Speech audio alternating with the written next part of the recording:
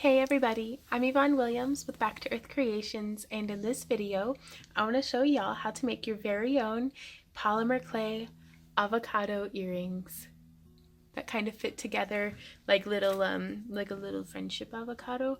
Um so but yeah, boop. Let's get started. So you're going to want to start out with the colors that you're going to be using.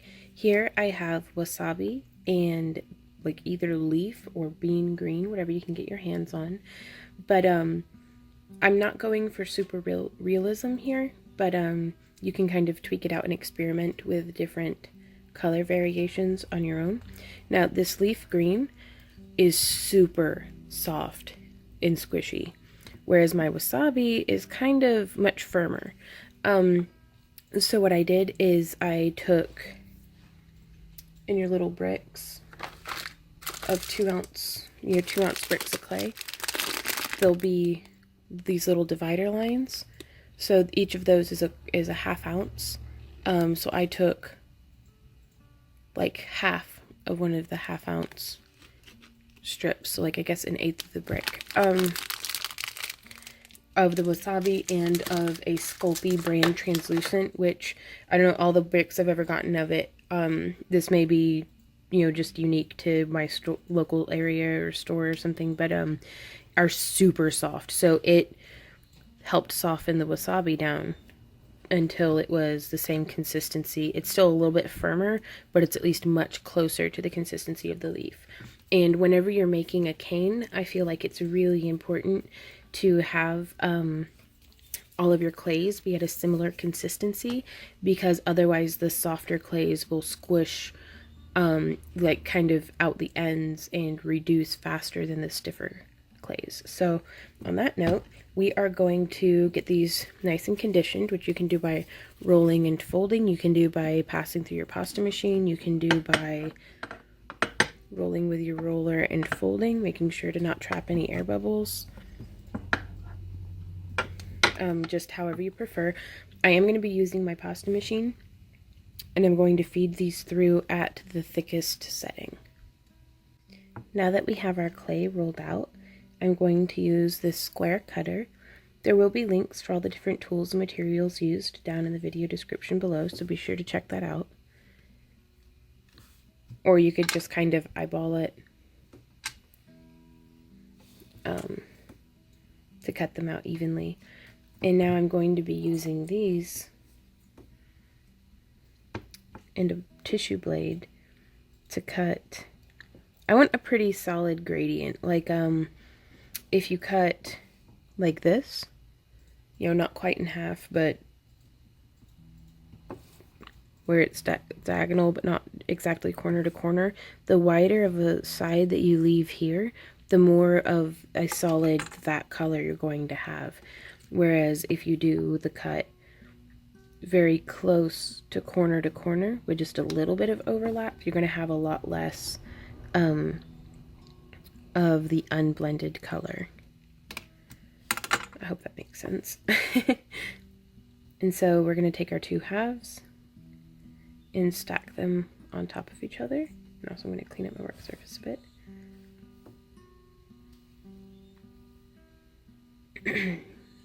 There we go. And then they can actually line up to make a fresh square. And so again, kind of see there's about 3 millimeters of each color on each side. And now I'm going to roll this out this way. Now you could use a roller, you could use your pasta machine, just however, you can almost even fold and roll with your hands. You'll just want to make sure to fold not this way, because I mean you'll still get a bit of a blend, but it's not what we're going for. Fold this way. See how that is? And then just make sure that each time that you fold and roll or fold and feed through your pasta machine, you continue folding in that same direction, because that's going to blend all of your colors as they lay over each other. This is a very basic, just Skinner blend technique. And you can take it and you can smush it and roll it out. Like, you can be however careful or meticulous or messy as you like. Get some interesting effects. Unless I'm using multiple colors, I don't really get that particular with it. I just want it to blend as quickly as possible. And honestly, the best way I've found for that is the pasta machine. So let's get that transferred over and so that y'all can see how that works. My pasta machine is on its thickest setting, and I'm just going to put our plug in there and pass it through. And then I'm going to fold and pass through, and I'm going to fold and pass through, and I'm going to fold and pass through. Repetition is key on this one. Fold and pass through, fold and pass through, pass through. And if it starts to spread out a lot more than you'd like, which happens quite easily and rapidly whenever you're using a softer clay like this, just kind of take it and smush like that, like condense it down, and then feed it on through. Now it's looking like I'm going to need a lot more of the wasabi end than the leaf green. If you get some little air pockets, just tear them open, smush it back down, you'll be fine. Try to not trap any more air pockets. So yeah, so I'm actually going to add a good bit more wasabi across here in no particular fashion. Just, well, a big old chunk of wasabi. Fold that over and then pass it through. Some folks are, I mean, admirably scientific in their methods of adding colors to it.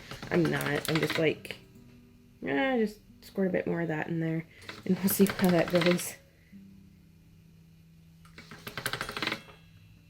So it's good to know though that you can't really mess it up. Just keep kind of doing what you're doing and you'll be fine. There we go.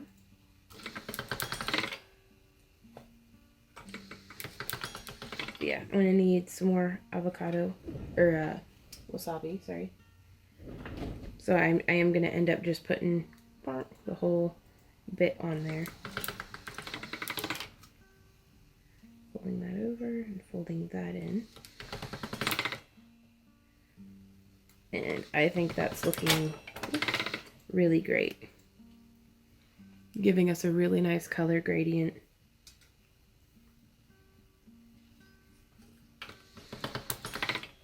That looks kind of avocado tones to me. And so now, once we've really got that gradient that we like, now also you can see by adding in that big chunk without tapering it back off, I have a line now. So I'm going to fold with a little bit of a diagonal to where those lines don't line up, just to get it to blend a little better. So I'm going to fold and I'm going to smush. And fold and smush and fold and smush. There we go. And roll it through the pasta machine.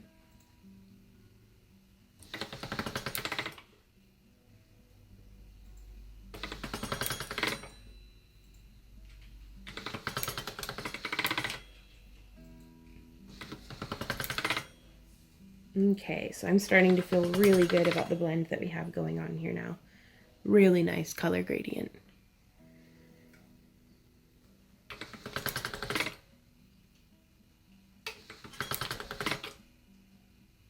And so now I'm going to take this and I'm going to fold it in half one last time. And I'm going to try really hard to get it to be like a rectangle, like a long, thin rectangle. So here on the ends where it's kind of tapered oddly and stuff, like I want to get that squared off. Okay, and I'm going to start feeding through at this end. because now the goal is to make this really long. Okay, so there's our first pass through. If you're picking up any crud from your pasta machine, I try to scrape it off just as quick as I can before it gets mixed in. Now I'm reducing down from my thickest to the next thin and feeding that on through. Reducing again. Feeding that on through. Don't know why my machine's making this weird clanking noise. That's a new development. Hoping I didn't get like a piece of wire or something stuck in it. I don't know why I would, but it's the same reason why I get beads stuck in my laptop. It's like, how? Like, for like 3 years now, there's been a bead stuck in the earphone jack of my laptop, so that's life now. Okay.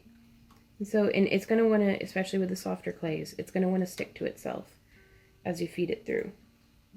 So, you can see how it stretches out that whole gradient. And right now I'm on the 5th setting. I'm going to setting number 6. And I'm going to feed that through.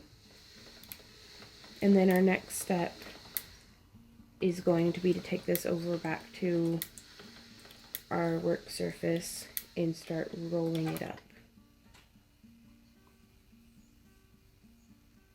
So I'm going to see if I can't pass it through one more. So on setting 7.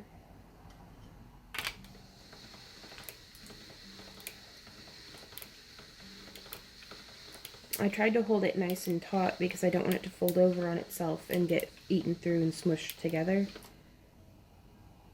Because then that would ruin our nice little color gradient. So we have a really nice ribbon now of color shift. So let's move over to our other surface. So we've gotten moved over now. And you can see this is quite a long ribbon, which is great because that means that we're going to have a lot to work with. And I'm going to start by, I just fold off till I have a squared up end. Roll that in a little bit. And I'm going to start rolling, trying really hard to not capture any air bubbles.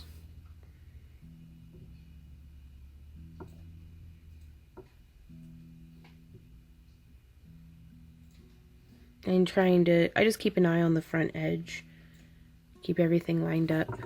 I mean, it doesn't have to be perfect, but it doesn't hurt to have it be pretty nice. Because otherwise, you know, it'll just get all wonky and weird.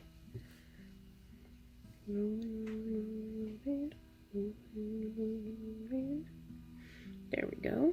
This is coming out pretty nice. And again, making sure that there aren't any weird folds or anything in your clay. There we go.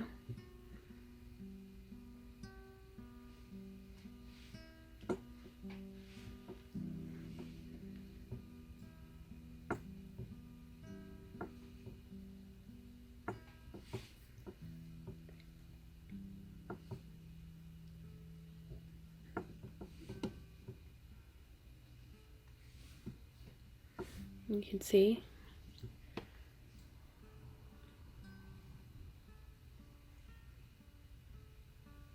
I mean, this is just a fun color of, or fun cane style to make anyways. So just the fact that we're making little avocado earrings makes it that much more fun. And so we can kind of roll, make sure that everything's compressed together nicely. No air bubbles. And you might experience, you know, some weirdness coming off the end there. That's okay.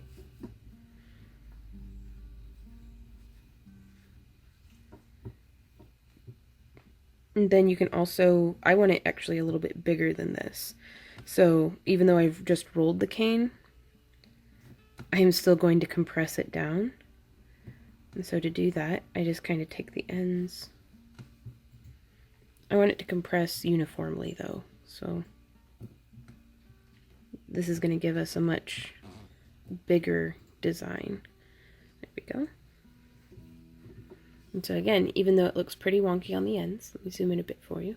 I'm going to come through and take a slice off. And this is going to distort it really badly. Like, I don't recommend soft clay like this for if you have a cane with a design in it. But for something like an avocado, I think that does just fine.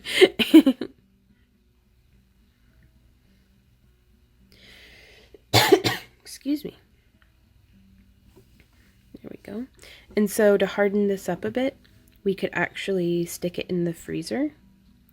Because it grabbed that edge and pulled it in. So I am going to go stick this in the freezer for a bit, and then we will slice it, and you'll be able to see the big difference, because that, I mean, it didn't ruin the cane, but it definitely, that is not what I'm going for.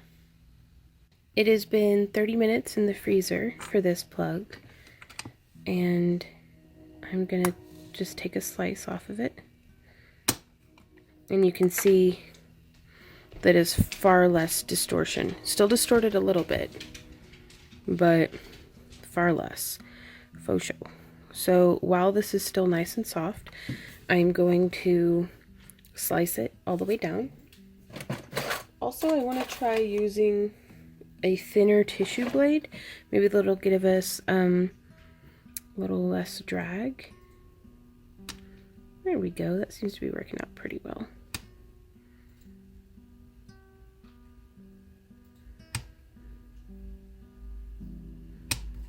And I don't want to skimp on the amount of avocado that I give myself. That one came off a little weird.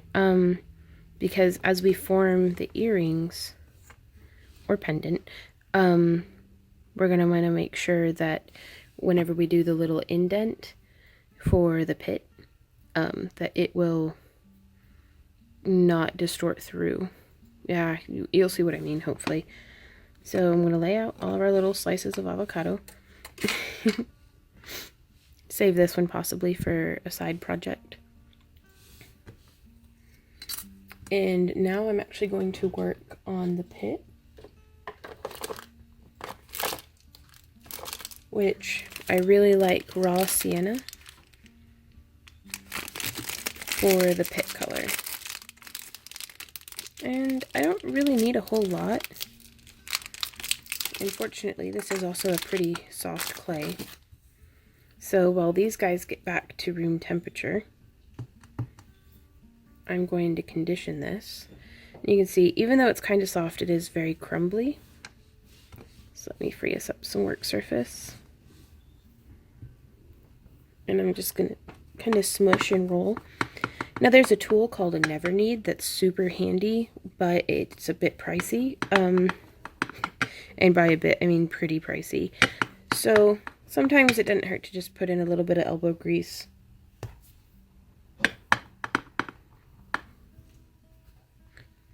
But you could also use clay softener if you have a very crumbly clay.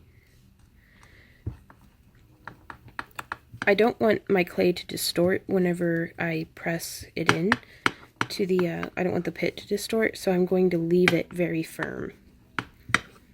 I'm humoring the idea of adding in just a little bit of that very soft translucent just to soften it up a bit. You know, and I think that'll be okay.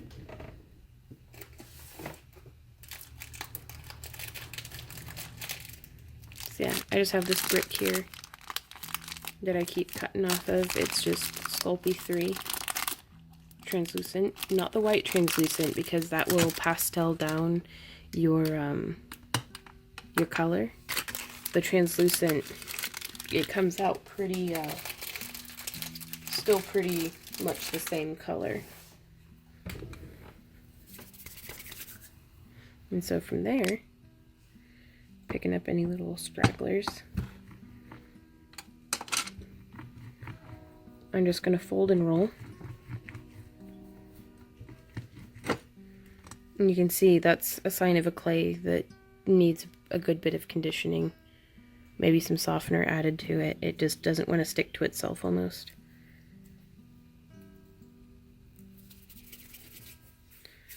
So just trying my best to get this incorporated.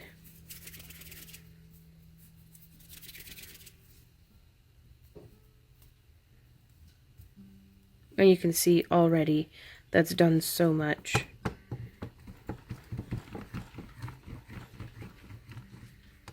To make this clay more workable.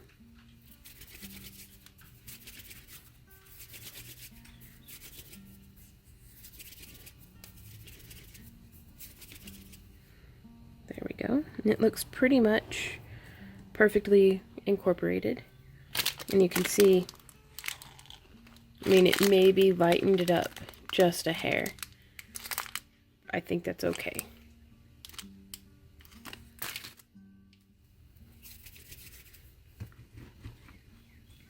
So now I'm going to make our little pits by just doing a slice and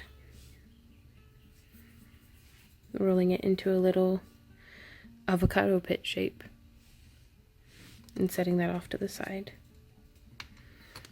And I usually, whenever I'm making jewelry like this, I'll make like a batch, you know, instead of, it's almost the same amount of work to make 1 pair of earrings as it is to make 5. You know, because you're already mixing the clay, you may as well just mix a little bit more and make some inventory for your booth or your Etsy store or gifts for friends, or maybe you could make a little avocado charm bracelet or something. So let's see, I've got 1, 2, 3, 4 pairs of earrings. So I'm going to need 4 pits.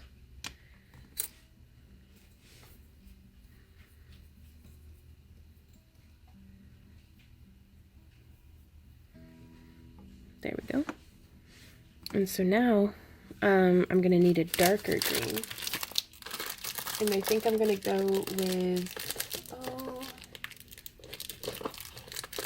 let's see. Jungle green looks really nice, but it is, I guess I dropped it and then just stuck it back into the drawer. That is not good form.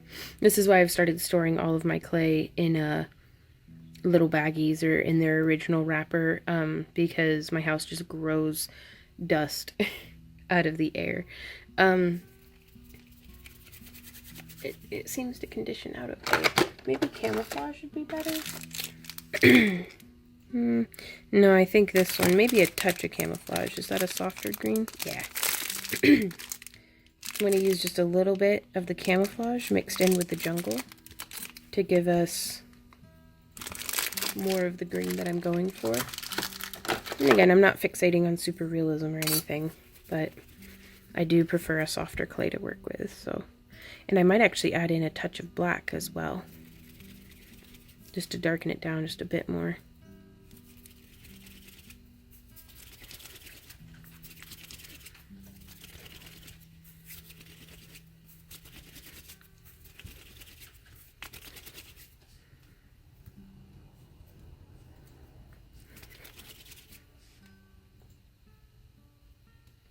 Yeah, I'm going to need to add in to darken this down.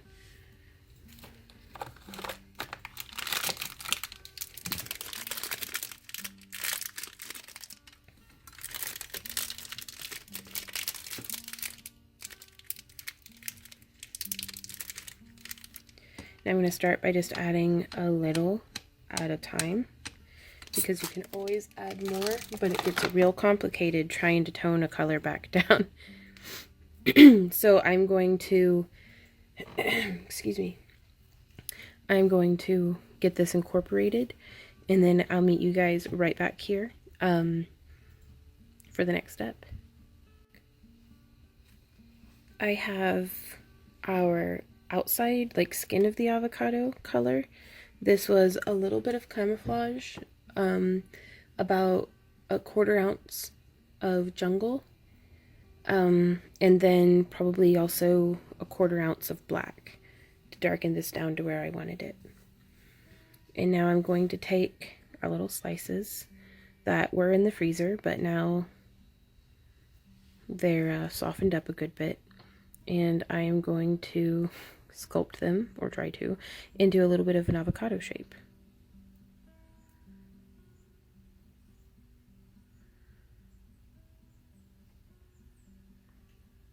And I have just a little bit of dirty clay right there. I'm just gonna scrape that out, then pat it down with my finger.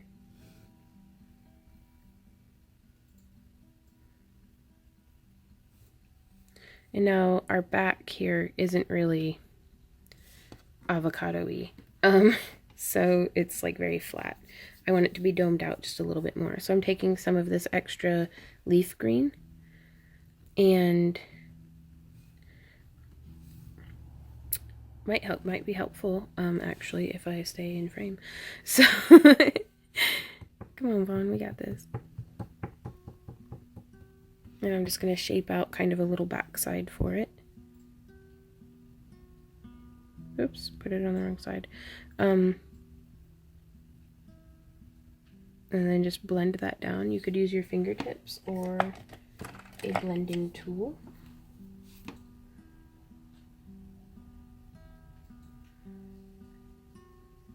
Kind of like the blending tool on softer clays like this because I feel like I'm a very warm person, like temperature wise, and the heat from my hands sometimes just makes the clay so goopy. And also my fingertips can tend to get in the way, kind of my line of sight, so I can figure out what's going on. I'm gonna add just a little bit more here on the back.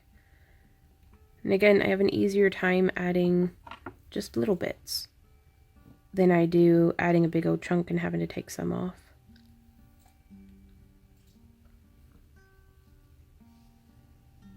I could have done a much thinner veneer, maybe, but you'll see in this next step, I really didn't want to complicate what we're about to do here. And what that is I am taking, this is like an 8mm ball stylus. I am smushing in the center of my avocado, just like that.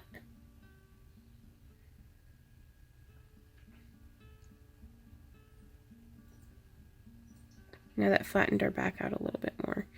So I guess it'd be a good idea to smush in the center before adding your back and doing all of that work. But it's still, maybe it's just a smooshed funny avocado. It's not on the outside, it's not how it looks. So it's on the inside of the avocado that counts. So now we're going to take our little avocado half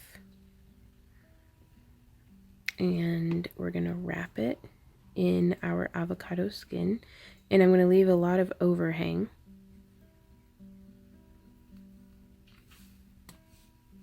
You can use a little craft knife.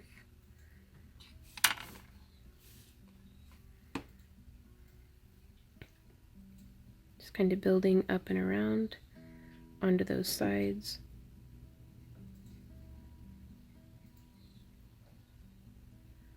When wanting it to go on perfectly smooth if we can manage it. And then it's actually a really good idea to just use some scissors here and trim around our edge.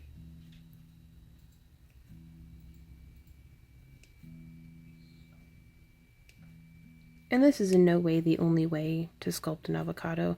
I'm just kind of, this is a project that I wanted to do. I eat avocado almost every day. So it's something that I keep looking at being like, you know, this is really cute. Like just avocados in general. I'm like, oh, look at that little fruit. I guess, I don't know.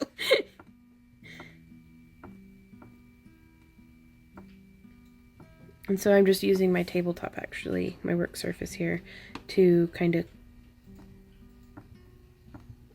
roll that up and around on the edges. Didn't quite go as far as I went on this side, so I'm just pinching it around. Pinch, pinch, pinch. Pinch, pinch, pinch. A little bit contaminated, so I'm just going to scrape that off. It's a messy avocado.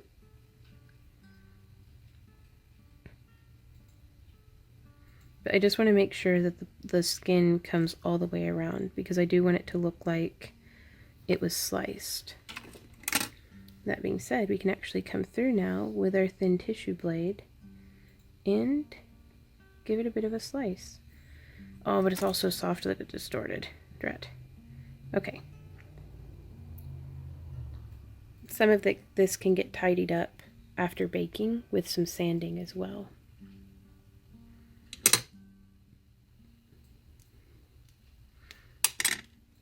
Deepening down that indent a little bit.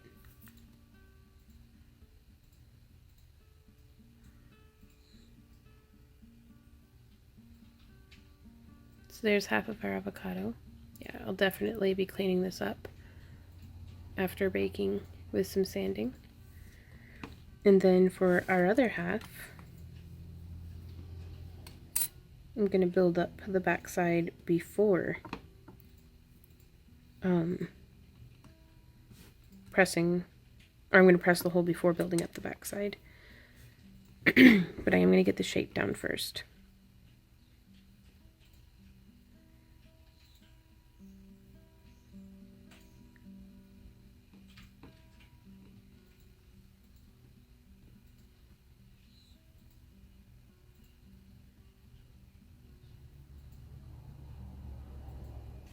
Okay. Nice little Hass avocado. Avocado trees are one of those plants that I wish I could grow, but it's the climate here just isn't right for it. And smoosh that little crevice for the pit.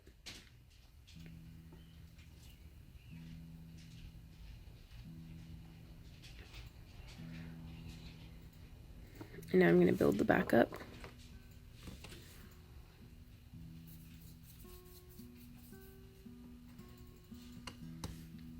Perfect use of scrap clay. There's extra clay that you've laying about on your table. Putting it into a teardrop shape.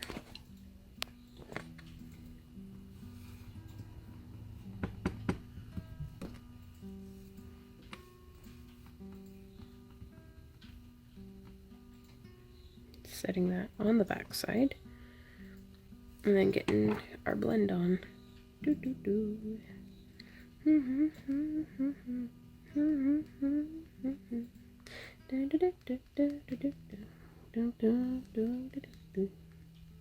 Smoosh, smoosh, smoosh. Do do do. Smushy, smush, smush. Boop, boop, boop.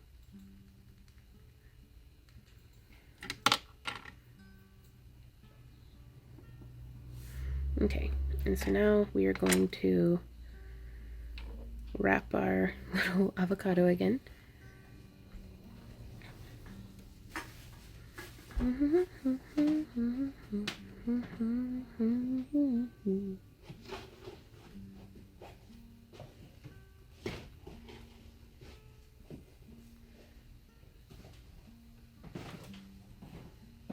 Just kind of stretching and pulling with our fingers. A really cute little detail is if you made like a grocery store sticker, you know. I'm wondering if we lay it face down, if I might not be able to get a little bit better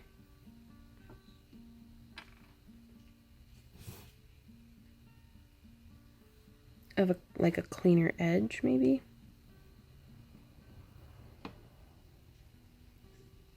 I really like these rubber tipped sculpting tools. Probably one of my favorite tools. Okay, now I'm going to cut around. Oops, I think I cut too far in on that side.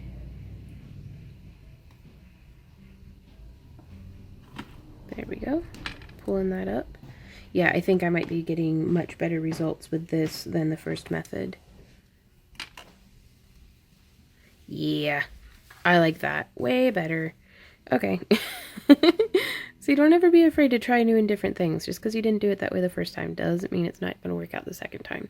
That gave me a much cleaner result, I feel like. And now I want my halves to match each other like they were friends. Like they were two parts of a whole. Do do do do do do do do do do do do. Okay, it's not perfect, but meh. Now, I'm going to put, which side is going to need less sanding? Because that's the side I'm going to put the pit in.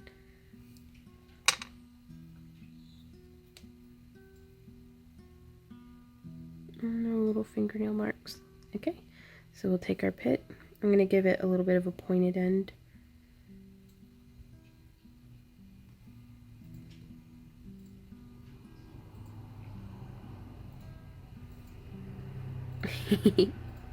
Boop. So now you'll be able to put your earrings together like that, and then it'll come apart. Oh my gosh, I love this so much. Okay, easily amused, I guess I am. Like, no denying that whatsoever. Okay, so you can just have these as like little avocado charms or whatever you want to do with them. Ah, there's cute buttons. Oh man, I love avocados, you guys. But so I am going to bake these at 275 degrees Fahrenheit for 45 minutes. And then I will meet you guys back here for the next step. So I have the first pair that I sculpted on baking, but I wanted to go ahead and make a few more pairs. And I'm finding that on this piece of like silicone mat, if I just leave it face down right from the get-go and do my shaping and sculpting from there, it gives me a much cleaner and less distortion on my front side. So that's really nice. And so I just wanted to, and then also after the sculpting, I'm able to detach it much easier, much more easily. So yeah, just to demonstrate that point, I'm going to pick my preferred side and just start smushing and shaping and all those good things. And take in a bit of that extra clay, making it into a teardrop, smushing it on there.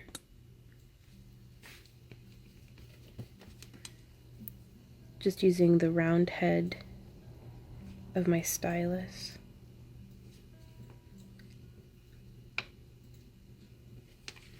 Kind of blend everything out. Oops. And then I'm just really able to pat and shape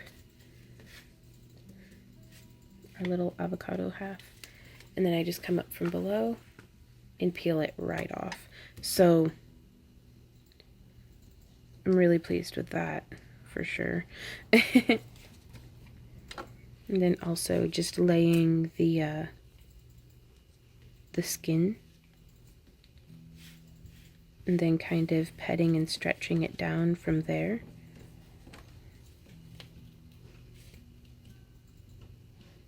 Finding that edge and kind of, I really want to make sure I don't trap any air bubbles. But I do really want a nice tight clean edge.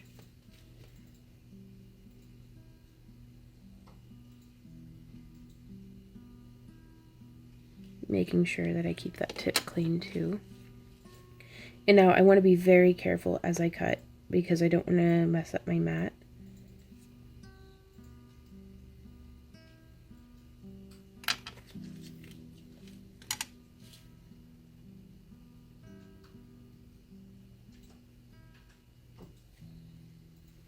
And so just kind of coming through, trimming that off as I go.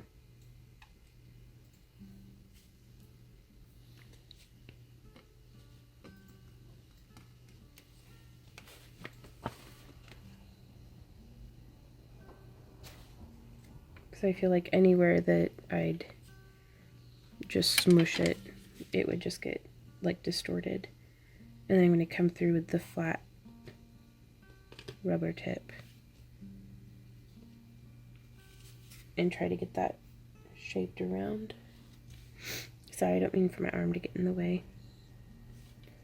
Working on that whole either being invisible so you could just see like the tool floating around, or x-ray vision cameras. because me getting better at not blocking the camera is not very likely to happen. So, I'm trying my best though. Okay, so all that shaping and everything, and then we just pull it up.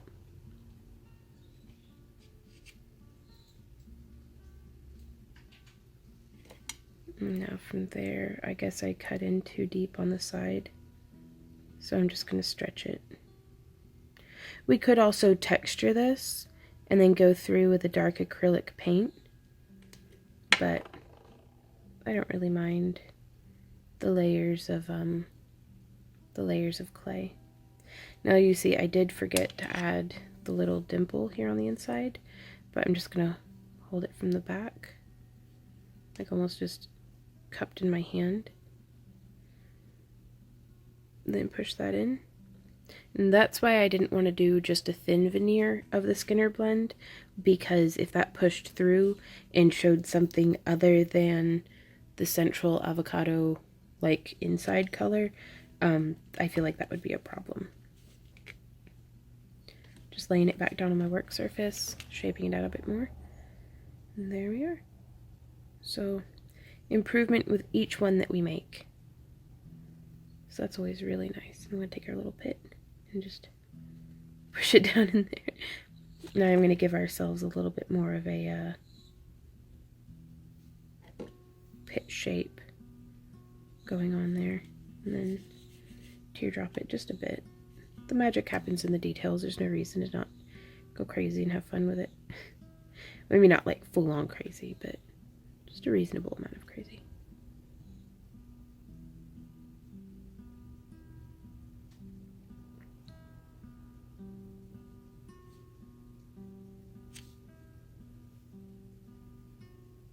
And there we are. Our nice little avocado half. That didn't quite fit the way that I wanted it to though. Maybe a little rounder. There we are. That's a nice snug fit. So yeah, I just wanted to show you the difference that just having this tool and a little bit of practice can come in really handy. These things can really make a difference. So I'm going to keep sculpting and meet you back here again whenever that first batch is finished baking. I'm on my 4th pair of avocados, and I wanted to show you guys another little thing that I've started doing because I really don't want to risk cutting up my mat with the craft blade. As it come through, and I'm using our rubber tipped tool to press that down nice and snug, and then I'm actually going to come through with the flat edge tip, and I'm just dragging it down the side of the avocado and using it to like pinch off the clay. And so now I can, you know, get a really clean separation without risking cutting up my mat. And so now I'm going to peel the excess away, but it does leave us with a pretty like dirty edge. And so now I'm just coming through and kind of just rubbing, pushing it kind of up and in, smushing up that clay and cleaning up that edge and line, making sure it's got good contact. Like that. And again, it looks more like it's been sliced and less distorting. And so now I place it just here in my hand, where whenever I cut my hand together, it keeps the avocado shape. And I press in. And then kind of push up just a bit to give it more of that pit shape. And so, and it actually gives it a little bit of an avocado skin impression. And so now, let's see how our little halves fit together. If they don't fit together quite as well as I'd like them to, that's when I start to reshape just a little bit.